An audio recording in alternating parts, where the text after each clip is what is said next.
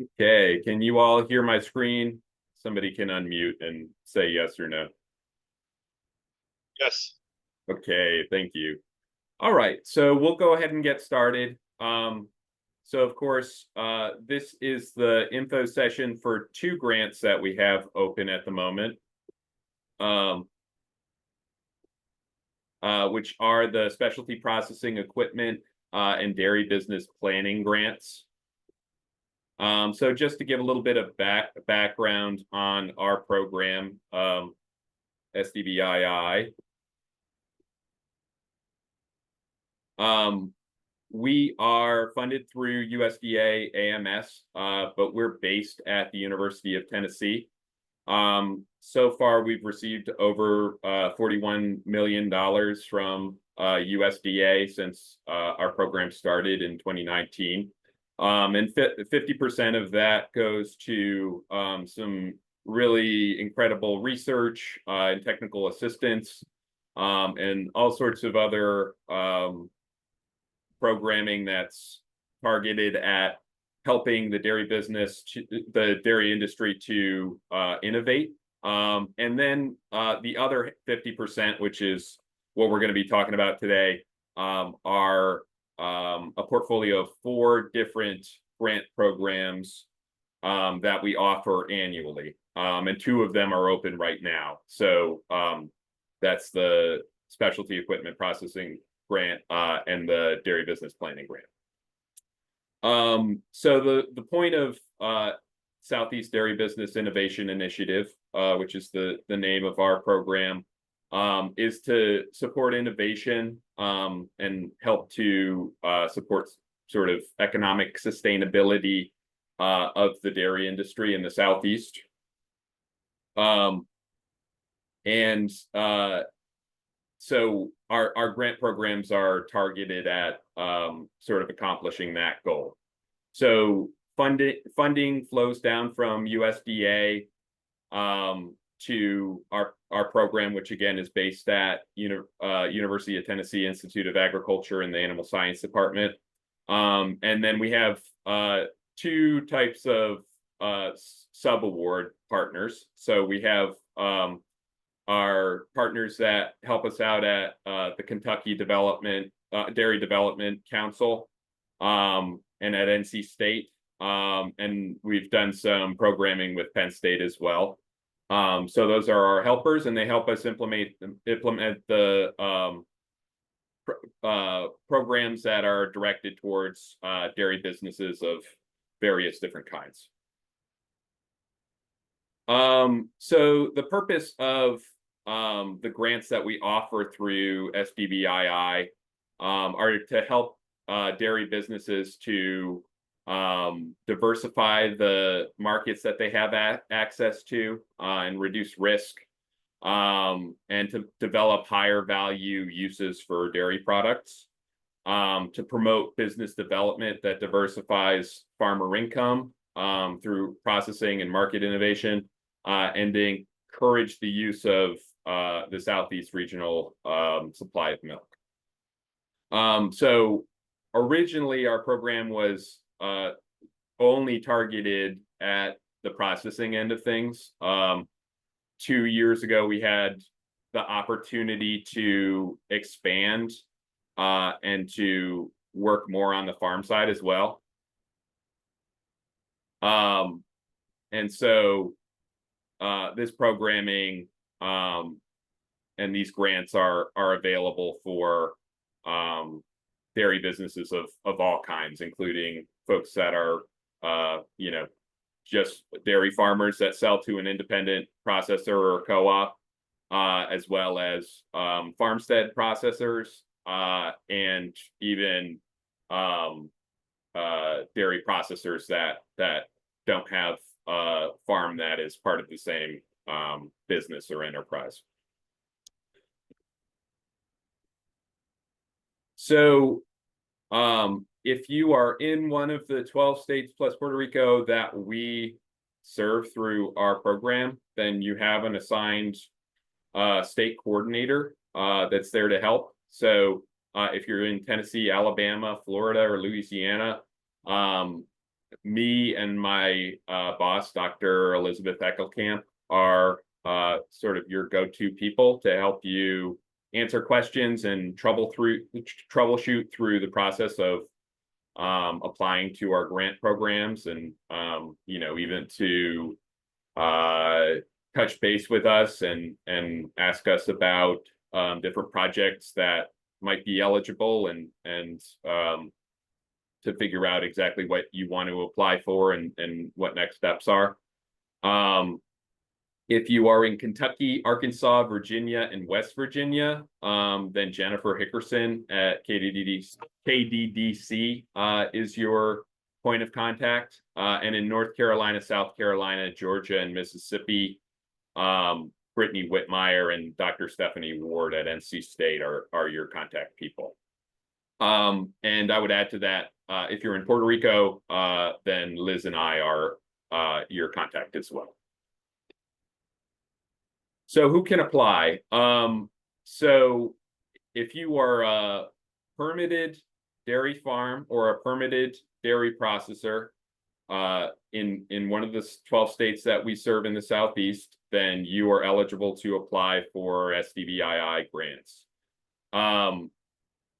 There is the caveat that you have to be producing a product that is intended for human consumption and consumption as food. So that is very specific language that basically just means that, for instance, if you have a farm and you're milking goats or any other animal, and you're only producing soap, let's say, unfortunately, that soap that you're producing does not qualify you to be eligible to apply for one of our grants. If you're producing soap and you're also producing cheese and you are permitted as grade A or grade B, then you are eligible, and you could have a project that relates to your soap enterprise, but you need to be able to be producing some sort of a food item that's part of that overall business. And projects related to the sale of raw milk for targeted to end consumers are not eligible. So of course, if you're selling, you have a tanker truck coming up and picking up your raw milk, and you're selling to a processor, that's totally fine. But if it's just a project that is a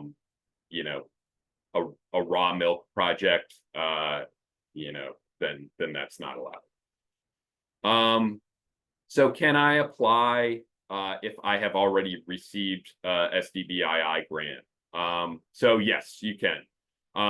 You may not have more than 2 awards active at one time, and you need to choose one of the grants to apply to per cycle. So we offer our 4 grants in 2 cycles, one starting right at the beginning of the year, in the winter and into the spring. So those are our 2 farm grants, the Precision Technology and Management Grant and the Farm Infrastructure Grant. And the current cycle, which opened up on July 24th and closes on September 25th, the Dairy Business Planning Grant and the Specialty Processing Equipment Grant. If you're applying to, you can only apply to one of those grants. You have to choose between them. So however, you could apply to one of the grants that's currently open, and then go ahead and apply to one of the farm grants as well. Sorry, my computer's going a little bit rogue and and changing the slides without me asking it to. You need to be deemed to have completed your grant if you are reapplying to the same grant program. So if you've had an equipment grant in the past, you need to confirm with us that you're closed out on that and have written notice that that you've completed.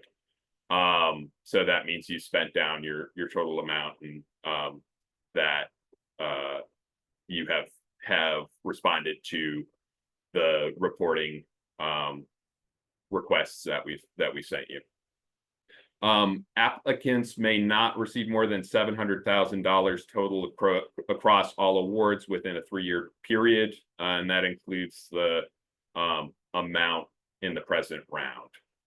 So that's basically to say that if you had a really high award amount, then and you were at $600,000 that you'd been awarded, let's say over the last 3 years, then you could only apply for an additional $100,000 in this round. And if you were already at that cap, of course, you wouldn't be eligible.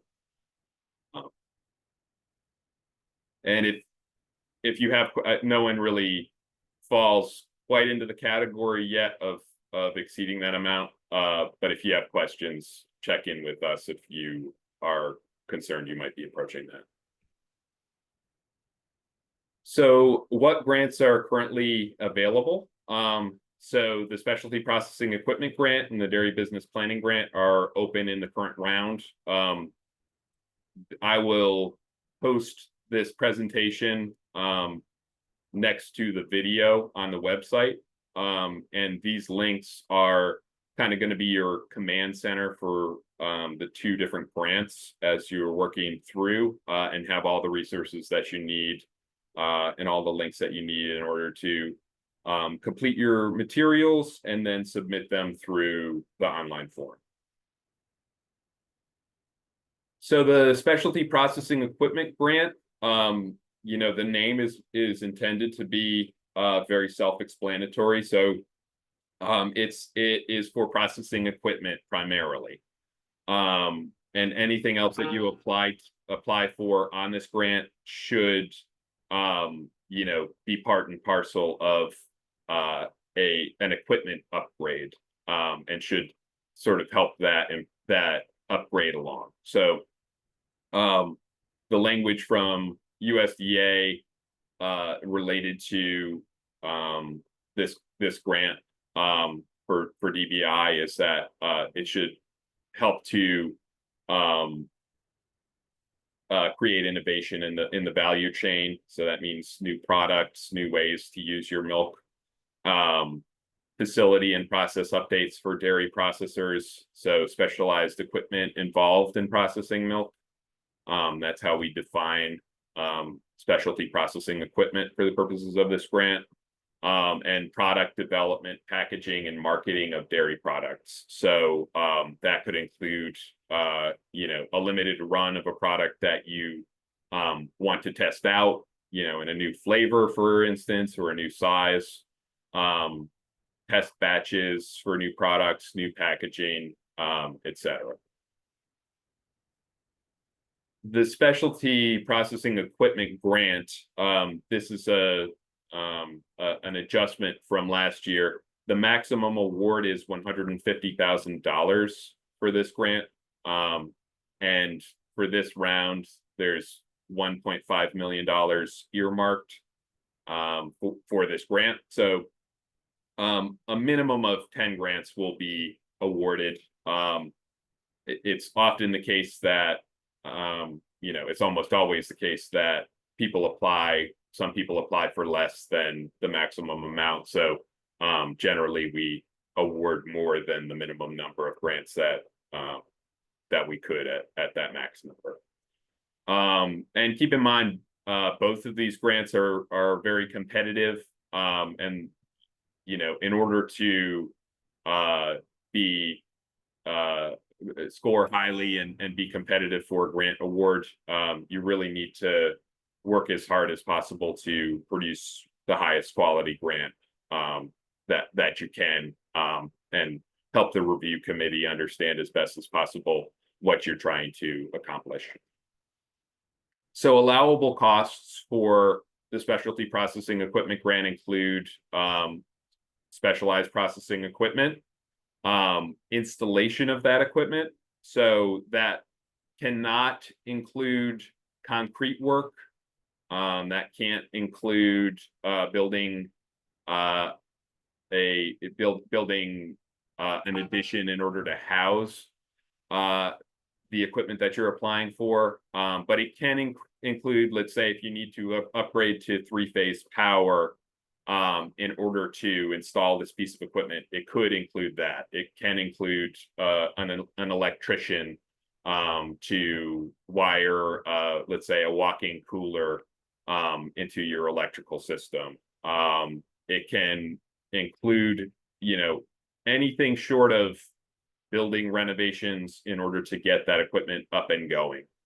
It can include some supply items that are needed for the project to carry out the project.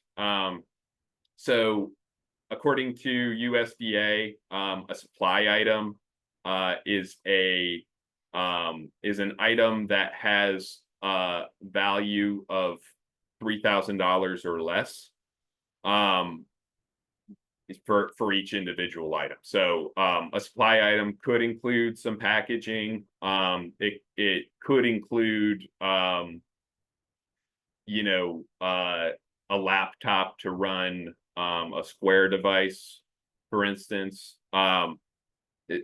Things cross over into the threshold of equipment once their value is over $3,000. So anything below that is considered a supply item. But do keep in mind that the focus should be on incorporating new equipment. Submitting a budget that is a long list of supply items and especially consumables is not likely to make your application really competitive. And it can include marketing services. So it could include a marketing plan. It could include a marketing consultant or specialist's time. But that marketing aspect of the project should not be the majority of the project. You probably want to keep it under, let's say, 20% of your budget. And you'll also need to keep it targeted on the new item that you're creating, the new product that you're creating. USDA has a policy of not endorsing one business over another. And so general marketing is not allowed for, ABC company, but specific marketing for your products, it is allowed. So that can be a little bit murky, but it is okay for your logo to be on the product that you're marketing, but it just can't. It needs to be framed and made clear that you're specifically marketing, the product rather than the company in general. So as we said, if you are investing in some packaging for a test run of a new size or a new flavor or some sort of a new product, then packaging related to that could be part of your budget. And if you wanted to, try out a marketing campaign for the product that you're producing, then that could be allowable as well. Unallowable costs include the purchase of land, employee labor, rent or contract payments for time periods that go beyond the 12-month period for an eligible product. So in other words, you can't buy a storefront downtown. Let's say if you wanted to start making ice cream, you cannot purchase a building to have your ice cream shop, but you, in theory, could rent a storefront for a 12-month period once your your project starts in order to do that. We also can't pay for vehicles, so nothing that is self-propelled. We can pay for the rent again of a over a 12-month period for a vehicle, let's say for a refrigerated truck or something like that. But that lease period needs to end when your grant ends, and it cannot be a lease to own. So in other words, any money that was that exchanged hands for the rent of the vehicle or the property cannot be used as, reducing the amount that you're purchasing that vehicle or property for after the grant is said and done. That would be in violation of USDA's terms and guidelines. So legal fees are not allowable for lawsuits or disputes. So you can't use the grant to sue anybody. Though legal fees for for setting up a trust or setting up a will for the Dairy Business Planning Grant, for instance, or setting up a legal framework for your corporation for your business, those could be allowed. Lobbying and fundraising and other political activities, of course, are not allowed.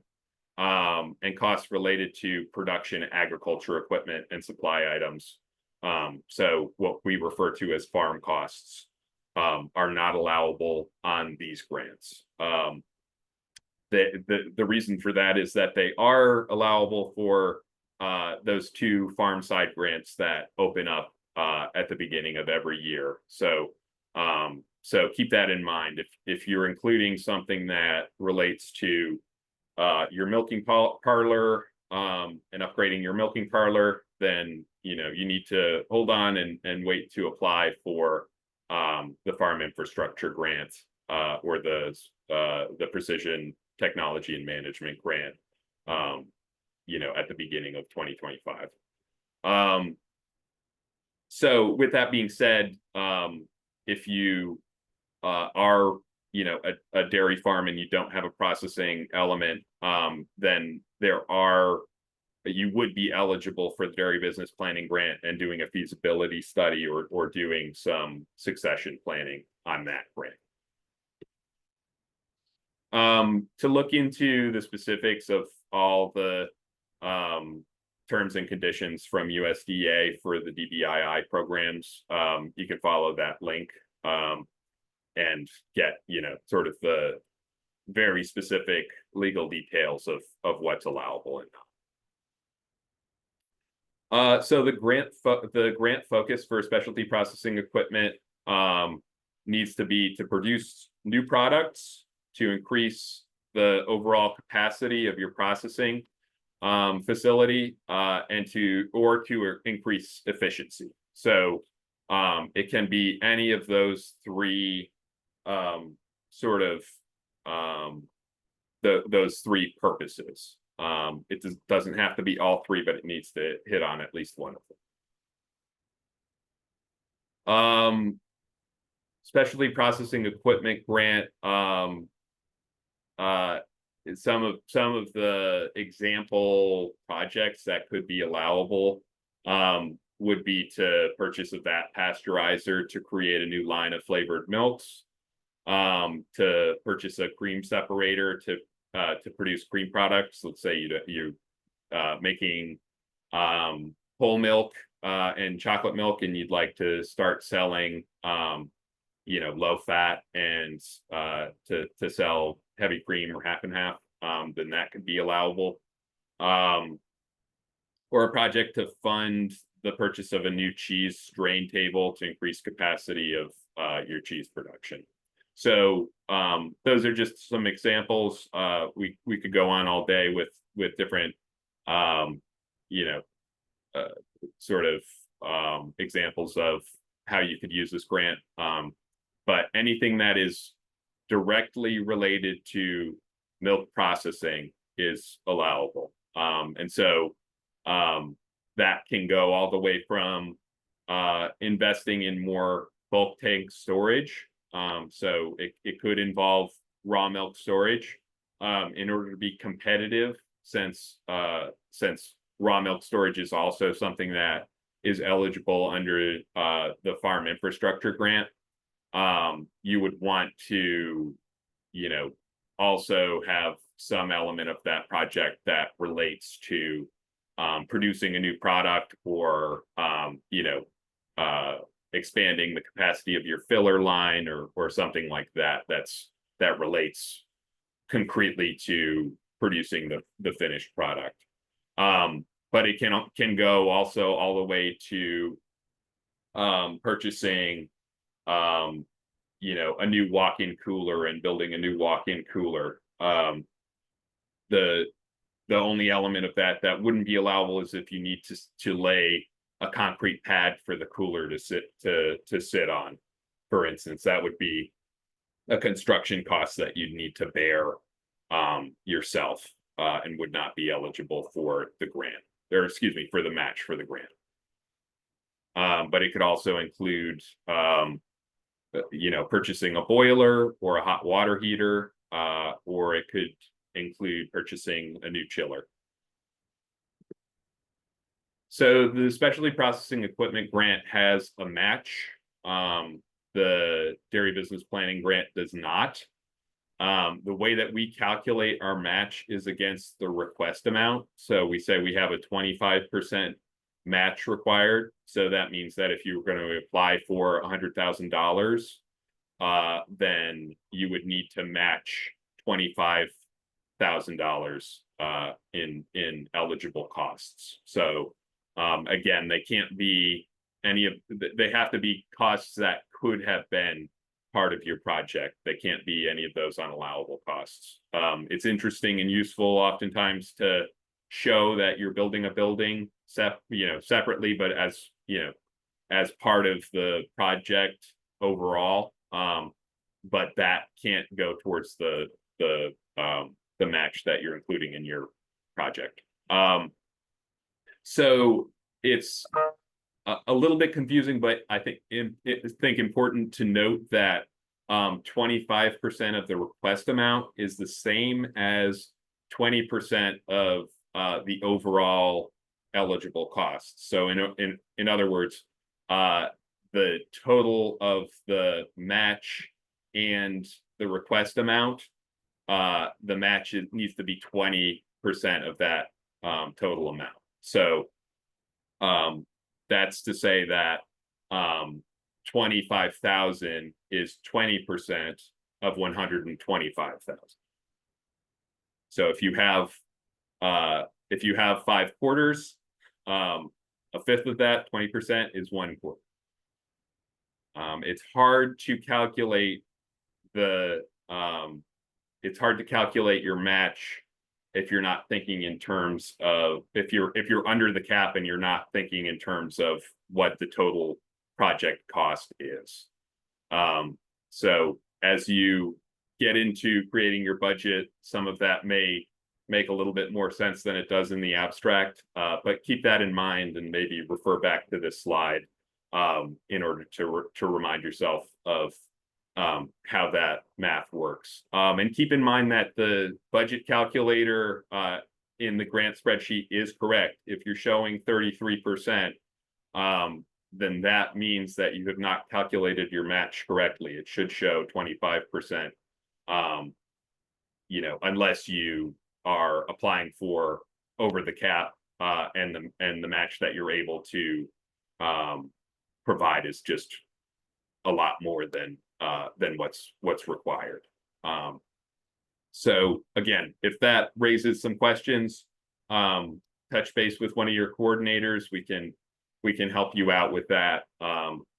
But just keep in mind that is a stumbling block for lots of folks. So as I mentioned earlier, in applying to these grants, the sort of command center is going to be the tab on the SDBII website for each one of these grants. So this is a screenshot of the workbook components for the specialty processing equipment grant. So you have your request for proposal. So that's basically a fancy way of saying the rules of the grant, the directions for the grant. So read through that, carefully before you get started.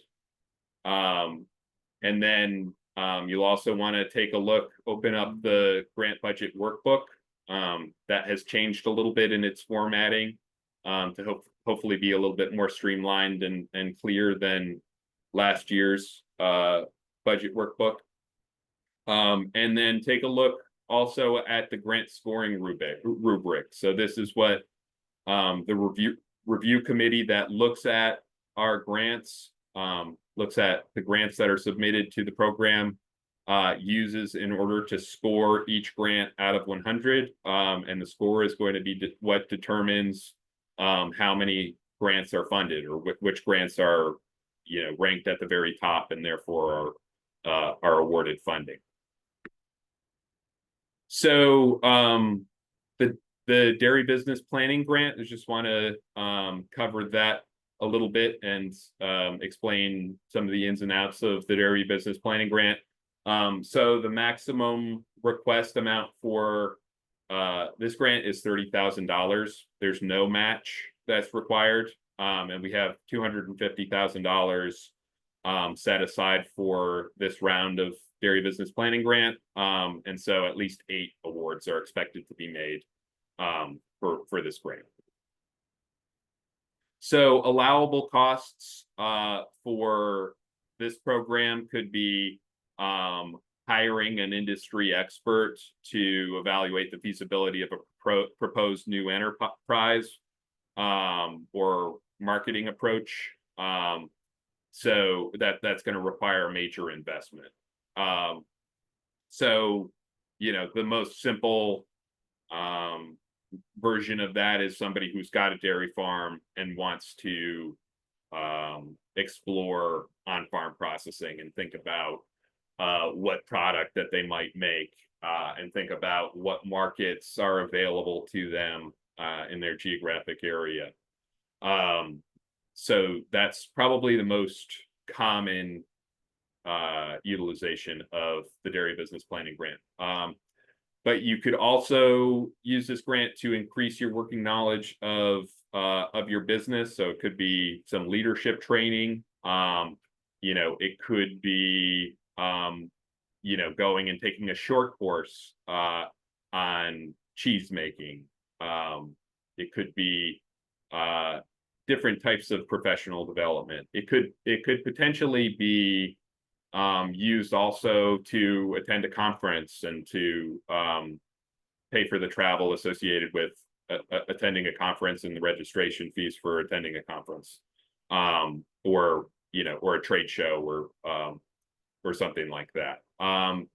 And the other major usage, which a lot of folks have taken advantage of and applies both to the farm side and to the processing side of things, is purchasing legal services to strengthen the business structure of your organization, of your dairy business, or to conduct succession planning. So that can mean creating a will, or creating a trust and figuring out sort of what the next stages for the business are going to be. And so that could include hiring a lawyer, and it could also include some services from a mediator or something like that. Anything, again, short of legal fees for a lawsuit, resolving a lawsuit. Although hopefully it may hopefully prevent a lawsuit, to get some of these things in place.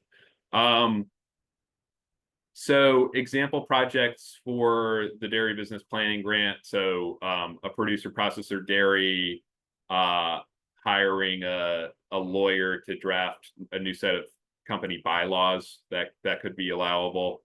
We talked about sort of a feasibility study to explore the viability of an on-farm creamery, a dairy farm hiring a certified crop advisor to plan a transition to feeding a high forage diet. A dairy business hires an agricultural business consultant to assist in drafting a business plan. And by the way, that would be a great utilization of these funds, especially if you're looking to apply for either the specialty equipment processing grant in a future year, or if you're looking to apply for one of the farm grants, at the beginning of 2025, because business plans are something that we're now requiring for those other grants. So another use could be a group of cheesemakers paying to attend a short course, or paying a food scientist to develop or update your food safety plan and make it FSMA compliant. The scoring criteria, so it's similar to writing a paper in school. So the scoring is out of 100. The application, just sort of the overall neatness and organization of it, is worth 5 points. The alignment to the goals that are set out in the RFP for each of the grants is 10 possible points. So if you're doing something that really is maybe it's a very well written grant, but it's not well aligned with either planning for the future and improving your ability to conduct your business if you're doing the dairy business planning grant, or if it's not really aligned with some sort of a processing improvement for your business, then then you will score lower on the goals alignment. Especially for instance, if you have unallowable farm side costs, for instance. The summary, so you're going to give a detailed summary of your project. That is a large point area. You want to be really clear about your business and what the existing infrastructure of it is, a little bit of the history of it, and where you're currently at and where you hope to get to. So you're going to want to provide a nice detailed overview of where you've been, where you're at, and where you hope to get to. The work plan is 20 points as well, and you're going to want to have as many specific steps as possible, that are relevant to what you're trying to carry out. And we want to see that you've thought through each step of the way, and are able to provide some detail, and to use sort of some specific dates, hopefully, on when you think that you would be carrying out these different items, because it's always easy to think about how you would spend a grant, and then when you really carry it out, it's a lot of hard work. So we want to see that you've really thought through the process of putting your project into reality. Business fundamentals, so that's going to be showing exactly how this project is worthwhile on the merits, how it's going to pay your business back, the amount of the investment that you've put into the project, and you should show a specific payback time period. Your budget, we're going to want to see a detailed budget supported with quotes from reputable vendors, and it's better if you can go and get them for anything that's an equipment item, for anything that's over $3,000, but preferably for everything that's on the list, to get a formalized quote.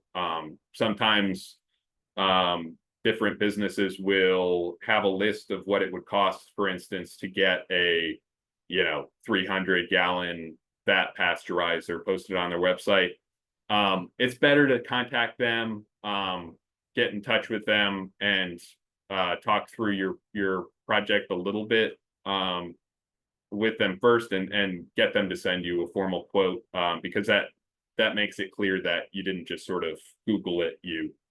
You've reached out and you've thought about this project, and it's something that maybe you would be considering doing whether or not you had the grant to help facilitate doing it sooner, let's say. Other considerations. So other considerations just are sort of kind of a catch-all category for things that really are exciting about your project, maybe have social impact. Maybe you work closely with the food bank in your area and provide them all their fluid milk, let's say. And so, kind of community impact kind of things are the most common other considerations that might go into a project. So how do I access and submit the grant? So, first, as you're drafting your project, and you read through the RFP, and you're ready to start writing your narrative and getting quotes to develop your budget. As you encounter questions, reach out to your state coordinators, myself and the other folks listed in the presentation, and get answers to those questions.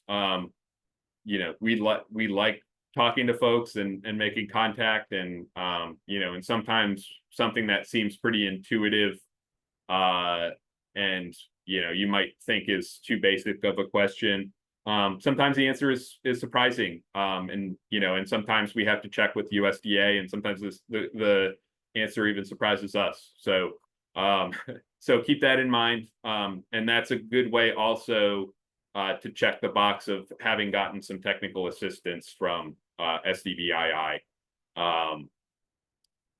and to be able to show that on your application.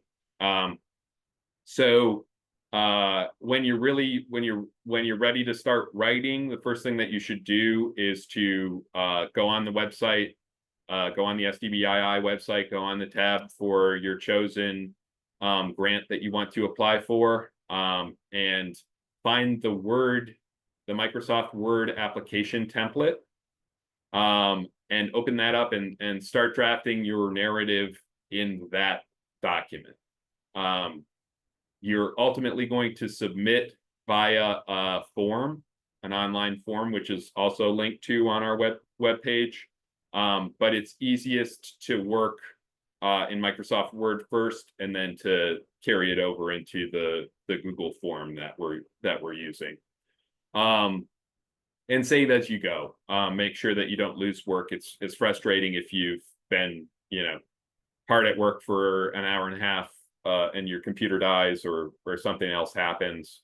You thought it was saved, and it's not, and to have to recreate that. So just keep in mind that you want to do that. The form will save your progress as you go automatically as well, but it's not necessarily as reliable as you working in Word, and clicking File, Save As. So just kind of keep that in mind as well. And then once you're sure that you've done as much editing as possible, you've had multiple people kind of look at your draft and give you comments, then you're going to transfer all of your answers from that Word document into the Google form. We found in the last round that the form has kind of a strange characteristic that if, let's say, to differentiate between the questions and your answers, you put your answers in red and bold, that text will kind of confuse the form, and even though there is not a limit on the length of your answers for the forms, it will show an error message that says you've exceeded the limit to the number of characters. So just keep in mind, copy and paste over without any formatting to your answers, and then your submission, you won't have issues.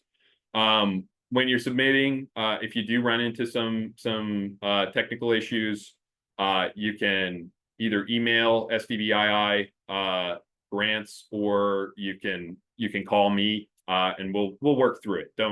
Don't wait to the last minute, but also, you know, we have always worked through it and gotten people to the finish line, you know, as long as they as long as they were conscientious about when they were starting. If you start at 4:45 on September 25th, and you run into a technical issue, then you know you're probably not going to make the cutoff. But you know, we haven't had an issue where the determining factor was that just somebody working in good faith ran into a technical issue and didn't make the cutoff. So we'll find a way to make sure that your applications get in, you know, as long as you contact us as early as possible in order to make sure that we can resolve any issues you might have. And this is a screenshot of the submission form. It looks similar for both different tabs. So this one's for specialty processing equipment grant. So immediately below the link to the form is a link to download the Word document template. So so that's just below the grant workbook on that page. The last item that I just want to kind of call attention to, if you do not already have what's called a UEI, a unique entity identifier, from SAM.gov, you know, get that process started right away, because sooner than you think, if you are selected for an award of funding through SDBII, you know, you will need that information to get under contract and get started with your project. And you know, it can be a little bit of a difficult process, depending on, you know, on some different factors, and it seems to be a little bit different every time. So that's something that we can help you troubleshoot. You know, this is a great written guide that I've linked to, that Tennessee Department of Agriculture put together. You know, and if you run into issues with SAM.gov, then you know, then we can certainly help you. We'll help you if you're awarded funds once you have your award letter, but it'll be easier for you if you get it done now, because it's something that you need for other grant programs as well. So it's certainly a good thing to have. It has replaced the DUNS number, which folks might also be aware of. So another sort of word to the wise, there are a lot of websites out there that pretend to be SAM.gov and pretend to be government websites, but are not. So make sure that you're seeing this logo that's displayed with Uncle Sam's hat, and make sure that you've, you know, it's a very simple URL. Make sure that you type in sam.gov, and that you're not on something that's going to try and charge you a lot of money to get a UEI, because although it can be a tricky process, it is free. So people shouldn't be trying to charge you money if you're just trying to get a UEI. So keep all of those things in mind, and again, if you run into issues, then we can be helpful. So with that, that kind of concludes this info session for for the specialty processing equipment grant and the dairy business planning grant. So I'll stop my share, and if we have any questions, then we can work on those.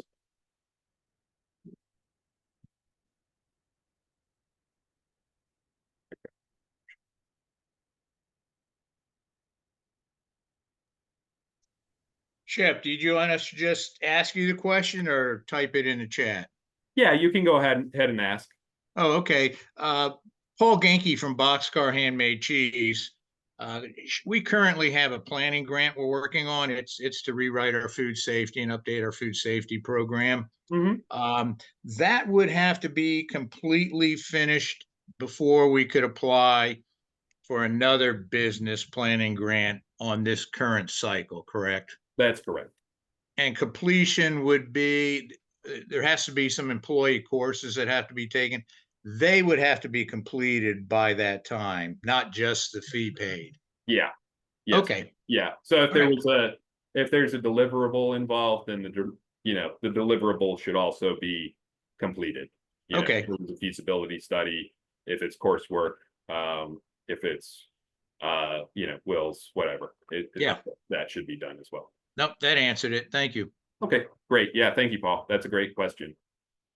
Shep, you've got a question in the chat, and thank you. I think it needs to be clarified there because they're asking about in-kind allowable expenses. And anyway, you might want to address the one in the chat. In the meantime, if the folks on here, I recognize some names, but I'm interested in knowing what states you're from. If you could enter that in the chat, and if you're a producer or if you are a sort of technical or extension or agency person, that would help us know who's on here today as we try to get the word spread for this.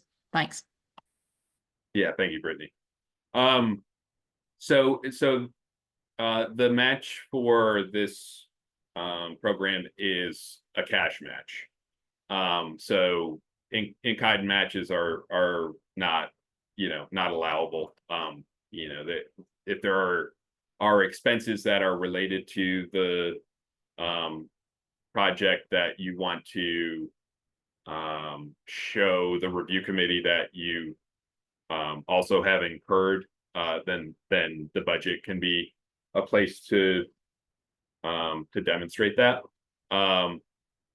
But it does need to be a cash match. It just does need to be something that could have been a reimbursable expense for the grant program. Restate if specialty use vehicles are allowable. So vehicles, you can apply for the cost of a lease.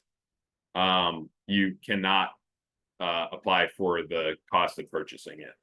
So a refrigerated delivery truck you could lease. You can't purchase it and get reimbursed on the grant.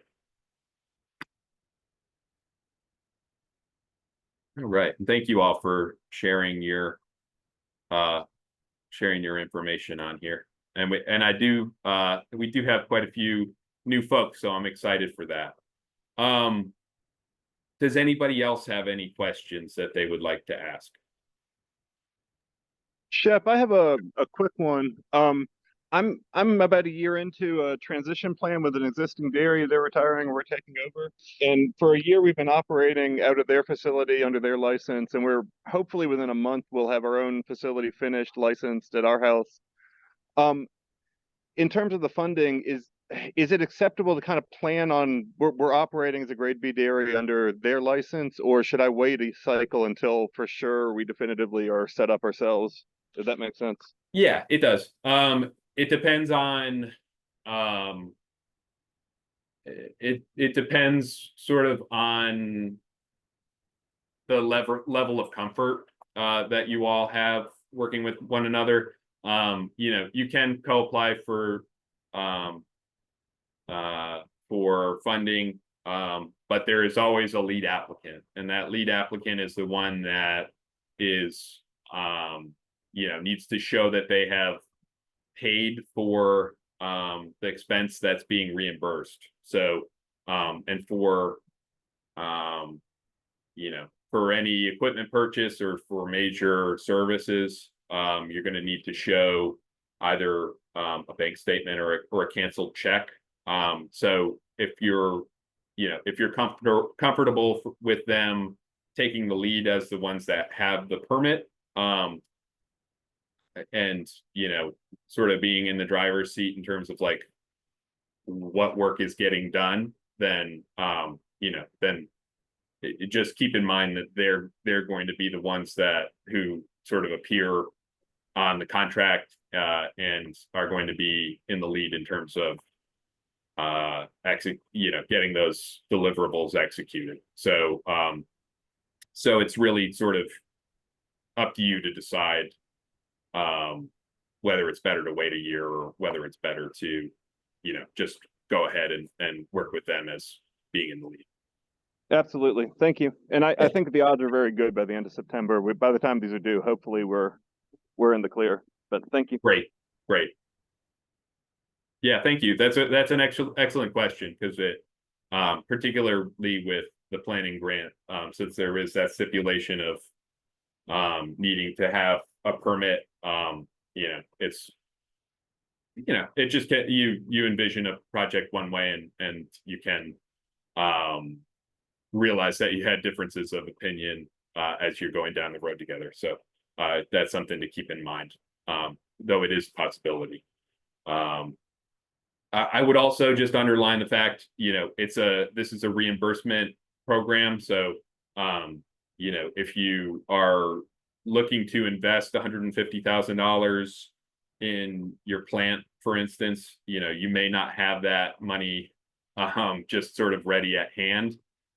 So you're going to want to start to think about what the funding source would be if you don't just sort of have that in your bank account or have some portion of that in your bank account. It takes about a month once we get your receipts for the money to, you know, for the invoices to go through the university system and for the money to hit your bank account. If you've done direct deposit, if you have a check, then it's net 40. So, you know, on the one hand, you can once you get reimbursed, you can turn around and use that money again and kind of recycle it, so that you're never out of pocket the whole cost all at once. But on the other hand, you know, you may need to come up with a fair amount of cash that actually needs to change hands in order to get reimbursed. So that's a consideration as well. Thanks. Yeah, I know that goes a little bit beyond the scope of your question, Mike, but it did raise some interesting points. So thank you for asking one. All right. Oh, did you have something, Mike? No, just that your last point about reimbursement, that actually was very appreciated, because yeah, we were definitely scraping funds this year to get by and started. Thanks. Yeah, absolutely. All right. Brittany, do you or any of our other coordinators have anything that I didn't touch upon that you'd like to shout out or ask? No, I think you covered everything really well, except maybe just extending that last conversation.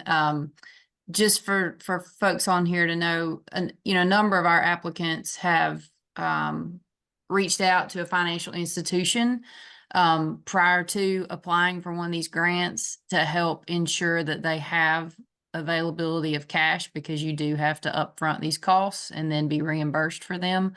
That also makes for a stronger application, frankly, if you come in having already interacted with a lender that is willing and, you know, documented that will provide an operating loan for XYZ that you're applying for. It's not a checkbox per se, but it demonstrates that you have had somebody else think about this idea too, and you've gone the extra step to secure funding in the event that you know, you're able to make this work. And also, if it's a project that you're going to do one way or the other, and just additional grant funding would help, that, you know, that makes an even stronger case, if you will. But anyway, that we know that lots of times folks, in our experience looking back, we have experienced that, you know, folks get this grant and then they're waiting for their check, and that's not the way this program works. We're under the obligation of USDA's rules, and it's reimbursement. So anyway, but that may help, just as you know, a conversation with a lender or some other bridge for financing that would allow you to cash flow your project and then be reimbursed by a potential grant, and exploring that and including that as part of your application might be helpful. Yeah, thank you so much, Brittany. And you know, and that's a great person to get a letter of support from as well. You know, your loan officer at your bank. So that can be, I think reviewers really like to see that, and that gives them some security in knowing that you've thought really seriously about this project. So anyway, so I guess we'll end it there unless we've got any more questions.